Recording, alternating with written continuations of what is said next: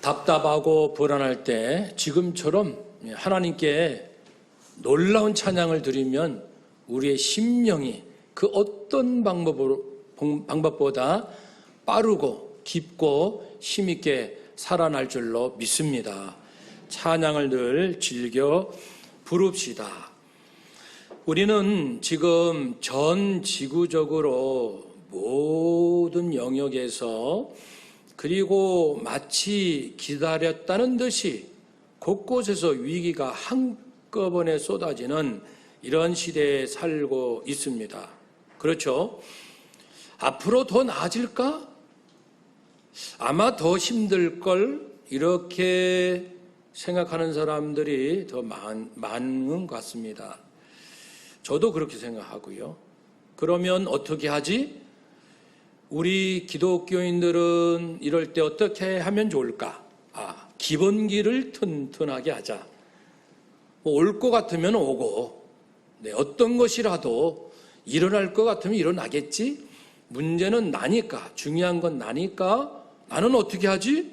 기본기를 튼튼하게 하자. 그래서 지난주일 첫 번째 하나님 나라 기본기는 내 인생의 주인이 내가 아니고 하나님이시다라는 고백이었고, 그런 고백을 하는 사람 같으면은 주님을 위해서 나는 죽고 주의 뜻에 따르겠습니다.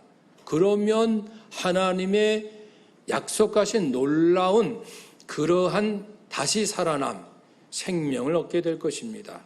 우리는 그 길 가자고 비록 짧은 시간이었지만 다짐을 했습니다. 내 인생의 주인은 내가 아니다. 분명 아닙니다. 하나님, 저 아니에요. 마치 제가 주인인 것처럼 했던 것이 있다면 용서해 주세요. 어리석었어요. 제가 아니에요. 역사의 주인도 하나님이셔요. 대한민국 살 길은 하나님 손에 달려 있습니다. 믿습니다, 하나님. 나는 죽고 주를 위하여 죽고 내 안에 그리스도가 살기 원합니다. 이렇게 다짐을 했습니다. 두 번째 기본기. 그러면 하나님께서 내 인생의 주인이시라면 내가 딴짓하면 안 되잖아요. 딴 생각하면 안 되잖아요. 주인이신데, 하나님이 진리신데 왜 딴 길로 갑니까? 알겠습니다. 하나님의 말씀을 듣겠습니다. 말씀하여 주세요. 한번 따라합시다. 종이 듣겠습니다. 말씀하옵소서. 아멘. 위기 때는요, 하나님 말씀을 진짜 들으려고 해야 되죠. 왜 들어야 합니까? 하나님 말씀을 들으면 내 인생이 참 행복하더라고요. 만족스럽고 세상에서 줄 수 없는 기가 막힌 것들 하나님께서 계속 채워주시잖아요. 영생 얻은 것은 말할 것도 없고요. 하나님 안에 있는 사람들이 늘 추구하는 그 진선미. 저도 늘 하나님 앞에 구합니다. 하나님의 진이 뭐예요? 하나님의 선, 하나님의 아름다움이 뭡니까? 계속 찾고 있습니다. 성령의 9가지 열매, 사랑, 기쁨, 화평, 인내, 자비, 양선, 친절이죠. 충성, 온유, 절제. 이런 마음으로 살면 얼마나 좋겠어요.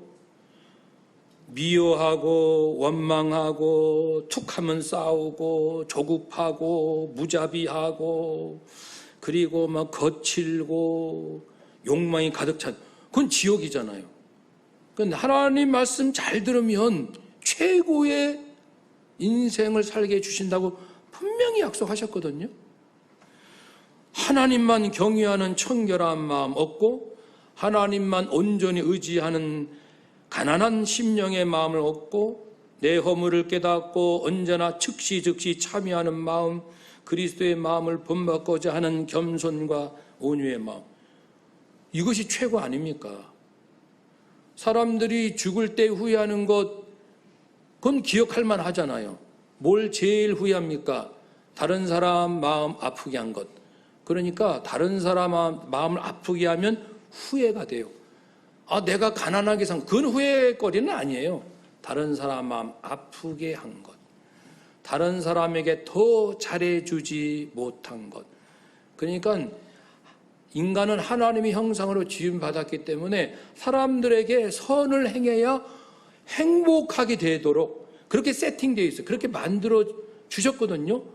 근데 굳이 다른 사람 행복하게 하지 않고 다른 사람에게 선을 행하지 않으면서 내 행복을 찾는다. 그건 스스로 속이는 거죠. 하나님은 그런 것 약속하지 않으셨습니다. 하나님 말씀을 들어야 하는 이유는 내가 그렇게 정말 세상에서 얻을 수 없는 놀라운 그런 만족의 삶을 얻고 또 내가 가는 곳마다 난 목사님 만나니까 정말 좋아요. 나 목사님만 계시면 우리 이 교회, 우리 모임 너무너무 좋아요. 목사님 떠나지 마세요. 그 정도로 우리가 나도 천국을 누리지만 주변 가족, 친척들, 어느 모임, 어디를 가든지 우리가 가면 모임이 다 좋아지는 그렇게 만들기를 하나님이 원하십니다. 내가 가는 곳마다 싸움이 일어나고 분열이 일어나고 서로 높고 서로 재고 교만하고 이 지옥 같은 공동체 말고요. 그래서 너와 함께 네가 가는 곳마다 정말 사람들이 제대로 행복한 그러한 공동체 만들어주겠다. 그래서 우리가 하나님의 말씀을 들어야 합니다. 그런데 나도 잘 살고 우리 공동체도 잘 사는데 여기서뿐 아니라 영원히 후회하지 않을 인생 그렇게 해주시려고 말씀하시니까 나도 잘 살고 모두 잘 살고 영원히 잘 살기 위해서는 하나님 말씀을 들어야 합니다. 모든 게 그분에게서 나오니까요. 근데 그분 말씀 안 듣고 자꾸만 다른 데서 뭘 찾으려고 하면 자기 자랑밖에는 안 나와요. 자기 고집밖에는. 그리고 자기를 절대하는 것밖에는 뭐 더 있겠습니까? 왜 사람들이 하나님 말씀을 잘 안 들을까? 그것은 하나님 말씀을 정말 듣고 그 말씀에 순종하며 살 거야 라고 살아가는 부모를 만나보지 못했기 때문에. 우리 엄마 아빠 좋긴 좋으셔, 훌륭하셔요, 성실하셔요. 그런데 우리 엄마 아빠의 모습에서 하나님의 말씀에 순종하겠다라는 그 진정성, 열정을 자식들이 느끼지 못하면 똑똑해지기는 한데 하나님께 순종할 줄 모르겠죠. 배우는 거거든요, 그것도. 물론 부모가 부족해도 자녀가 월등 나으는 경우도 종종 있습니다. 또 그래야 되겠죠. 그러나 어쨌든 부모에게 배웁니다. 목사님들에게 배웁니다. 성도님들은 우리 목사님이 하나님께 순종하는 거 별로 안 하시는 것 같아. 그러면 이제 성도들도 우리도 뭐 대충 예배 드리고 11조 드리고 뭐 하고 이쯤은 됐잖아. 왜냐하면 목사님들 모습에서 하나님 뜻에 순종하려는 몸부림을 못 봤기 때문에 나도 몸부림칠 필요성을 못 느끼죠. 사실은 성도님들이 목회자보다 더 훌륭해야 되죠. 당연히요. 모두가요. 두 번째는요. 왜 하나님 말씀을 그렇게 사람들이 듣기를 어려워할까? 그것은 자기 의로움을 고집하기 때문에 그래요. 도덕적인 의로움. 다른 사람에게 인정받고 싶은 마음이거든요. 인정받으려고 내가 남보다는 좀 낫다. 남보다는 진실하다, 선하다, 다른 사람보다 희생적이다, 다른 사람보다 내가 참고 양보한다. 이런 도덕적 우월감, 의로움이 있는 사람들은 하나님의 음성이 잘 안 들리죠. 왜냐하면 자기가 그냥 최고의 존재니까요. 지적인 의로움도 있어요. 하나님 앞에서 우리가 과학적이고 합리적이고 이성적이고 감성적인 건 참 좋아요. 그런데 주의자가 붙으면 골치 아파요. 과학주의, 합리주의, 이성주의, 감성주의. 그것을 모든 걸 풀겠다는 게 주의 아닙니까? 이즘. 이 지적인 의로움에 사로잡힌 사람들은 하나님의 음성을 잘 안 듣습니다. 왜냐하면 자기 안에 지적인 세계가 완성되어 있기 때문에 그것으로 모든 걸 해석하고 그리고 살필 수 있기 때문에 그 안에 만족이 있기 때문에 자기 집착이죠. 또 사람들이 하나님의 음성을 잘 듣기를 싫어하는 이유는 영광을 얻고자, 세상 영광을 얻고자 하기 때문에 그렇습니다. 세상에서 칭찬받고 존경받는 거 누구나 좋아합니다. 그러니까 예수님께서도 마태복음 23장에서 율법학자 바리새파 사람들이 자기들이 사람들에게 이렇게 존경받으려고 항상 높은 자리에 앉기 좋아하고, 그리고 옷도 거룩한 옷을 입고, 장터 사람 만나면은 인사 받기 좋아하고, 사람들에게 선생님 이런 칭호 불리기 좋아하고, 존경받고 싶은 마음. 사람의 욕구 중에 기본이 존경의 욕구가 있잖아요. 그렇죠? 가장 기본적인 이 생존의 욕구, 안전의 욕구, 소속의 욕구, 존경의 욕구. 근데 이 존경의 욕구가 사람을 망치는 거죠. 그래서 하나님께서는 사람들에게 존경받으려 하지 말라고 예수님도 계속 말씀하시죠. 핍박이 또 두렵기도 합니다. 마태복음 13장에 보면은 예수님 하나님 말씀대로 살면은 환난과 박해, 핍박, 손해가 오기 때문에 말씀대로 사는 게 피곤해요. 말씀대로 살면은 빨리 세상에서 성공할 것 같지가 않아요. 그러니까 말씀은 절반은 내 뜻대로 이렇게 적당히 섞어서 살아갑니다. 그런 사람이 위기 가운데는 어떤 자세가 나올까요? 불안하죠. 왜냐하면 평소에 하나님께 순종하기를 싫어했다는 건 자기가 알거든요. 자기 영혼이 떳떳지 못하거든요. 두렵거든요. 천둥 치면 꼭 천둥에 번개 맞아 죽을 것만 같고, 어디 운전하면 어디 가서 무슨 사고가 날 것 같고. 그러니까 이 위기 속에서 정말 살려면은 이러한 이 마음들, 두려워하는 마음들을 반드시 해결해야 됩니다. 짚고 넘어가야 돼요. 또 염려가 많습니다. 내가 앞으로 어떻게 살까? 자녀 잘 키울까? 노년의 삶이 빈곤하지 않을까? 이제 내가 투자한 것이 제대로 이득이 날까? 손해가 날까? 온갖 이 염려로 사람들이 하루하루 불안 가운데 살지요. 그 염려, 유혹 가운데 살면 하나님의 음성 듣기를 싫어하고 잘 듣지 않습니다. 마태복음 13장에 있는 말씀. 잘못된 또 성공과 행복. 사람들이 제일 좋아하는 말이 성공, 행복 아닙니까? 그런데 유대인들이 메시아를 제대로 이해하지 못하면 자기 입맛에 맞는 메시아, 예수님 잘 믿으면 성공할 거야, 예수님 잘 믿으면 성공하고 행복할 거야.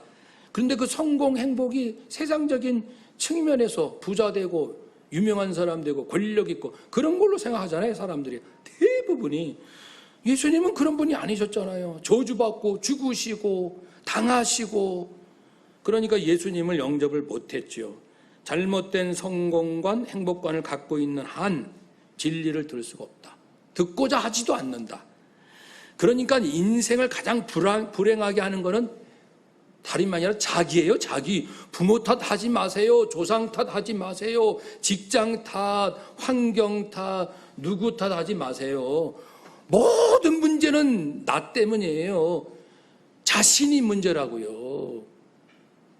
그래서 우리가요, 이 정신이 혼미해지면 안 됩니다. 고린도후서 4장 3, 4절 말씀에 만약 우리 복음이 가리웠으면 내가 우리들이 복음을 전하는데, 생명, 구원, 진리의 복음을 전하는데 사람들이 듣기 싫어. 빨리 떠나. 그렇게 막 막어요. 그러면은 그 가리는 자는 망한다 그랬습니다. 이 세상에 신이 있어요. 마귀가 있다고 합니다.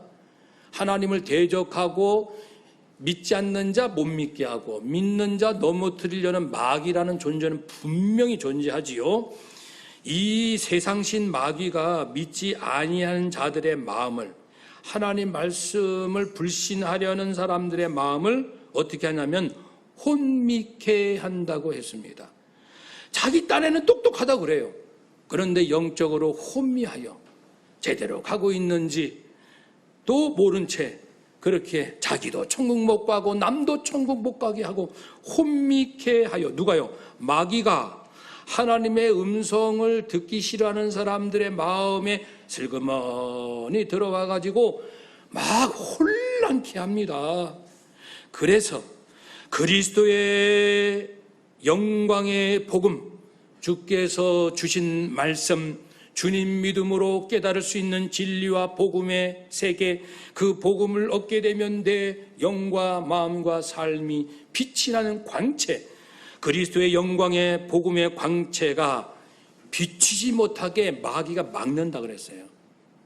혼미케 되고, 그러니까 진리가 못 들어가는 거죠. 사랑하는 여러분, 복음은 와 있어요. 진리는 와 있고요. 생명, 구원 다 와 있습니다. 내가 안 들으면 소용이 없습니다. 내가 막으면. 하나님을 모르고 그리스도의 복음에 복종하지 않는 자들은 결국 형벌, 영원한 멸망의 형벌을 받으리라. 데살로니가 후서 1장 8절 9절. 우리 아들, 딸들 가만히 보세요. 우리 아들, 딸, 손자, 손녀들이 얘네들이 지금 멸망의 길로 가고 있는지, 그리스도의 영광의 복음의 광채 가운데 가고 있는지 잘 살펴봅시다. 자식, 그렇게 귀하고 정말 눈에 넣어도 아깝지 않는 손자, 손녀들이 멸망의 길로 가는데 내 자신이 혼미하여 그것조차도 알지 못한 채 자기도 천국 못 가고 손자, 손녀들도 천국까지 못하게 하면서 우리는 잘 살고 있지 않아? 그렇지? 큰일이죠. 인생의 위기 가운데 하나님은 정말 기회를 또 주고 이 위기가 기회 아닙니까? 그렇죠? 위기가 필요합니다. 절망이 필요하고요. 절체 절망이 필요합니다. 왜냐하면 그렇지 않으면 인간이 너무 고집이 세서 하나님의 음성을 듣지 않으니까요. 그러니까 얼마나 이스라엘 백성들이 그랬는지 오늘 16절 보시면은 이사야가 이 말씀 있게 한 700년 전에 선지자잖아요. 이사야가 너무 속상합니다. 주님, 우리가 전한 주의 복음, 주의 말씀을 누가 믿었나이까? 누가 믿지 않는다는 거예요. 그렇게 전해도. 믿음은 들음에서 날 텐데 하나님의 말씀을 이렇게 듣기 싫어하니까, 듣긴 들어도 왜곡해서 변질시켜서 자기 식대로 자기 입맛에 맞춰서 들으니까, 들어도 그리스도의 복음을 들어야 하는데 성경을 온갖 사상과 철학에 짬뽕시켜가지고 그리스도의 말씀을 들으라는 거잖아요. 그리스도의 복음, 나를 위하여 당신의 생명을 아낌없이 내어주신 그리스도의 생명의 복음을 들으면 믿음이 생기고 하나님을 온전히 섬기는 삶이 될 텐데요. 18절에 또 말씀하죠. 그 소리가 온 땅에 퍼졌다. 백성들이 우리는 못 들었어. 언제 하나님의 음성을 주셨나요? 그렇게 말하지 말라는 거예요. 전했다는 겁니다. 많은 선지자들 전했습니다. 그런데 또 이제 이스라엘 백성들이 핑계댑니다. 이해하지 못했습니다. 그래서 이제 19절에 이스라엘이 알지 못하였느냐? 이해 못했다고? 아까는 듣지 못했다고. 지금은 이해 못했다고. 그러니까 18절은 이제 듣지 못했다고 하는 사람들에게 그렇게 말하지 말라. 하나님의 소리가 온 땅에 퍼졌고 그 말씀이 땅끝까지 이르렀도다. 소리라는 것은 현악기, 바이올린, 첼로, 이 현악기의 소리를 말합니다. 여기 소리는. 그래서 악기를 연주하면 그 소리가 은은하게 쫙 퍼져가잖아요. 그런 것처럼 하나님의 소리가 멀리 퍼져 나갔는데, 그래서 예수님 오셨고 예수님도 진리 자체께서 전하시고 사도 바울도 복음을 전하였고 예루살렘 교회만 해도 수만 명이 예수님 믿고, 또한 로마서 15장 19절 말씀처럼 바울이 내가 예루살렘으로부터 두루 행하여 일루리곤까지 그리스도의 복음을 편만하게 전하였도다. 그래서 예수 복음이 수리아, 지금의 시리아, 그리스, 로마, 아라비아, 지중해 여러 섬, 소아시아, 유럽에까지 쫙 복음이 전해졌는데 왜 엉뚱한 얘기합니까? 우리 못 들었어. 언제 그런 얘기 있었어? 못 들었다고 하지 마시오. 그리고 두 번째는 19절에 이해 못했다고도 하지 말라는 겁니다. 모세의 말을 인용하죠. 내가 백성 아닌 자, 미련한 백성들, 이방인을 말합니다. 그들로 너희를 시기하고 노엽게 하리라. 그러니까 이스라엘 백성이여 잘 들으라. 너희들이 알지 못했다고? 내가 이스라엘 백성은 택한 백성이, 택한 민족, 선민. 그러나 이방인에게도 하나님은 알아들을 수 있게끔 이야기를 하셔요. 말씀을 전해요. 그래서 그들이 오히려 하나님 잘 믿네요. 그들이 예수님 더 잘 믿네요. 그러면은 유대인들 입장에서 기분 나쁜 걸, 우리만 여호와 하나님을 제대로 알고 잘 믿는다고 생각했는데 보니까 저들이 더 진실하고 저들이 더 하나님께 순종하고 더 예수 믿는 사람들이 더 훌륭한 삶을 사는 걸 보면 시기심이 나는 거예요. 이거 어떻게 된 거야? 우리가 최고인 줄 알았는데 저 사람들이 더 잘 믿네? 이방인들이 더 훌륭하네? 그렇게 해가지고 막 시기, 질투, 노여움 막 일어나게끔 하겠다는 것이죠. 이 말씀 뭐냐면요. 아니 그러면 이방인들한테도 하나님께서 전하시고 그들이 복음을 알게 하실 정도면 먼저 택한 유대인들은 오직 하나님이 더 잘 알도록 더 잘 듣도록 하지 않으셨겠느냐 이 말씀이에요. 핑계대지 말라는 거예요. 핵심은 그겁니다. 한번 더 합시다. 백성들이여 핑계대지 말아라. 그 말씀하는 거거든요. 나 예수 복음 못 들었어요. 핑계대지 마시오. 나 예수 복음 나 그런 말씀인지 깨닫지 못했어요. 예수 생명의 능력이 무엇인지 나는 이해 못했어요. 그런 얘기 하지 말라는 겁니다. 우리보다 훨씬 늦게 믿은 자들도 예수 생명의 능력이 무엇인지 알고 그 말씀 그대로 살아서 놀라운 경험을 하고 주님 안에서 행복하게 사는데 아이고 나는 70년 믿고 50년 믿은 내가 예수 보혈의 능력이 뭔지도 모르고 십자가 사랑이 뭔지도 모르는 아이고 부끄럽네. 저 늦게 믿는 등록한 지 몇 년밖에 안 된 저분이 나보다 더 훌륭하신 것 같고 더 진실하신 것 같고 아우 창피해 죽겠어. 아이 부끄러워. 그렇게 하시겠다는 것이죠. 핑계대지 말라는 겁니다. 그래서 이제 20절에 가면 더 담대하게 이사야가 말한 게 있어요. 내가 나를 찾지 아니하는 자들, 내게 하지 아니한 자들에게도 나타났다. 그러니까 하나님께서는 하나님 어디 계셔요? 만나주세요 라고 막 찾고 찾지 않은 사람들, 정신없이 정말 철이 없이 그냥 자기 식대로 살아가는 사람들, 그런 사람들 언제 하나님을 찾았나요? 그런 사람에게도 하나님은 내가 나타냈다. 그들에게 계시되었다. 그렇잖아요. 우리 아는 몇몇 분만 해도 어느 장로님, 어느 목사님, 또 어느 분도 그전에는 하나님을 전혀 찾지도 않았죠. 하나님 욕했지요. 교회 핍박했죠. 그런데 어느 날 성령이 나타나시고 천국을 경험하고 어느 날 갑자기 막 혀가 하나님을 막 저주했더니 혀가 말려 들어가서 말을 못 해가지고 거기에서 진짜 회개하여 입술이 풀리고 정말 교회를 대한민국에서 가장 앞장서서 교회를 핍박했던 사람이 지금은 생명 걸고 교회를 위해서 복음을 전하는 사람이 됐잖아요. 그런 분이 계십니다. 어느 대학 어느 교수님이 계셔요. 여러분, 너희들이 나를 찾지 않을 때도 나는 그들에게 먼저 가서 나를 계시하였다. 이 정도로 하나님은 하신다는 겁니다. 믿지 않는 자에게도 그렇게 하는데 이미 믿은 유대인들에게 택한 백성에 오직 하나님께서 열심히 하셨겠느냐. 그러면서 21절 말씀에 순종하지 아니하고 거슬러 말하는 백성에게 이스라엘 백성들이 얼마나 고집이 세고 불순종하고 그랬습니까? 그런 백성에게 내가 총일토록 내 손을 벌린다는 것이 어떤 물건을 잡으려고 손을 뻗었는데 닿을 듯 말 듯, 막 저걸 좀 잡아야 되는데 못 잡겠는 거예요. 그래서 힘을 다해서 손을 뻗는 그런 원어입니다. 하나님께서 얘들아 그 길 가면 안 돼. 이리로 와. 여기에 살 길이 있다. 내게 오라. 내게 부르짖으라.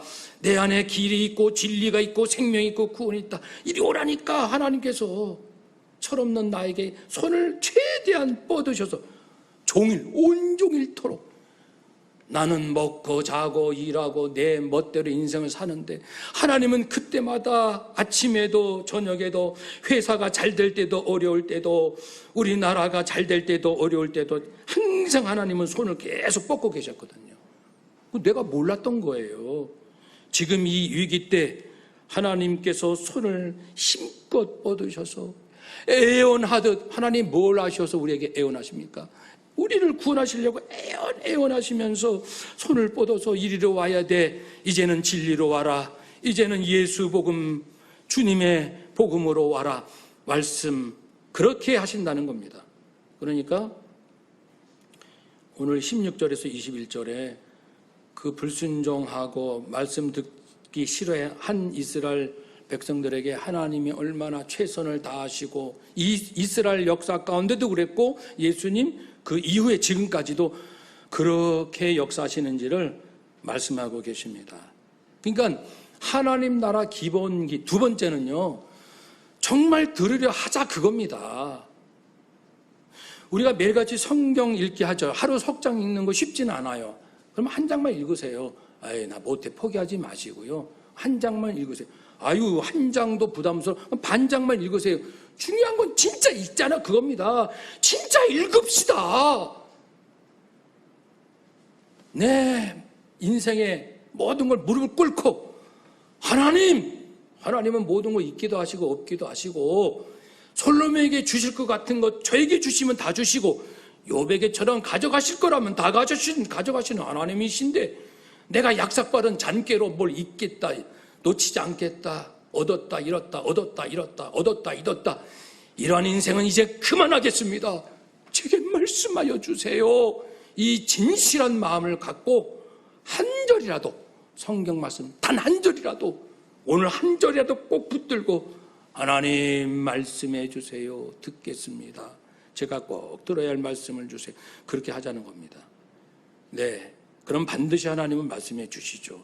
왜냐하면 하나님은 그만 기다리고 있으니까요. 제발 좀 말씀 좀 해달라고 좀 그래라. 내가 너에게 가장 유익하고 선하고 진실되고 아름다운 그 길로 갈 수 있는 가장 적합한 말씀을 줄게. 우리가 하나님 말씀을 정말 듣기 원한다라고 우리 온 마음을 다하여 하나님 앞에 눈물로 간구하면 성경 읽는 그 말씀이 음성으로 들려주기도 하고 내적으로 어떤 음성을 들려주시기도 하고 내 양심의 소리가 들려지기도 하고 순간적으로 번뜩 깨닫고 직관이 오기도 하고 때로는 깊이 며칠 밤을 못 자면서 고민하는 가운데서 하나님께서 답을 주시기도 하시고 내 몸의 상태, 내 감정의 상태를 통해서도 알게 해주시고 다른 사람의 말을 통해서 상담이든 아니면 오가면서 몇 마디 슬쩍 나눴는데 그 사람 얘기를 통해서 내 인생이 살 말씀을 주시기도 하고 내 주변에서 일어나는 수많은 환경과 사건들을 통해서도 말씀하시고 마지막엔 제비뽑기. 저는 제비뽑기를 한 적은 한 번도 없어요. 왜냐하면 그 앞에 다 하나님의 뜻을 알아가며 했기 때문에 거기까지는 해본 적이 없는데 최근에 제가 아는 분이 세 분이 있어요. 자기네 어떤 그 모임이 아주 중요한 일을 결정해야 돼요. 그런데 마지막 제비뽑기를 한다고 그러더라고요. 다 해도 갈팡질팡 뭔지 잘 모르겠어요. 하나님의 뜻은 알고 싶어요. 그래서 세 사람이 제비뽑기를 하겠다고 하나님 앞에 기도했고 그 뜻에 따르게. 근데 공교롭게가 아니죠. 그렇게 기도하고 했기 때문에 하나님께서 세 사람 모두 같은 제비를 뽑도록 역사하셨습니다. 그래서 세 사람이 하나님께서 우리 세 사람에게 하라고 하시는 이것이다 라고 확신을 가지고 기뻐가지고 그냥 그 길로 쭉쭉 가고 있습니다. 여러분 앞날을 어떻게 사실 겁니까? 지금까지 어떻게 살아오셨나요? 지금까지 살아온 방법대로 앞으로도 사실 겁니까? 이제는 결단해야 되지 않겠습니까? 주님이 주시지 않는 것을 기어코 얻고자 하는 욕심, 삶의 불안과 두려움 때문에 본능적으로 붙잡고자 하는 여러 집착들, 자기의 도덕적 지적인 의로움, 박해와 고생 등 아무런 어려움 없기를 바라는 나약한 마음을 다 내려놓고 끊어버리고 텅 빈 마음으로, 고요한 마음으로 하나님 말씀해 주세요. 제가 어디로 가야 합니까? 이걸 어떻게 하면 좋겠습니까? 말씀해 주세요. 너는 내게 부르짖으라. 내가 내게 응답하겠고 내가 알지 못하는 크고 은밀한 일을 내게 보이리라. 보여주신다 그러잖아요. 이 세상 전문가보다 더 내게 꼭 필요한 말씀은 하나님이 내가 알지 못하고 크고 은밀한 일을 보여줄게. 부르짖어. 진짜 부르짖어 봐. 흉내내지 말고. 그래서 저도 그렇고요, 우리 모두 그런 결단으로 하나님 나라 기본기 두 번째, 정말 하나님 말씀을, 음성을 듣고자 합시다. 듣기를 원합시다. 그런 마음으로 다시 한번 새 힘을 얻으시기를 주의 이름으로 축복합니다. 아멘.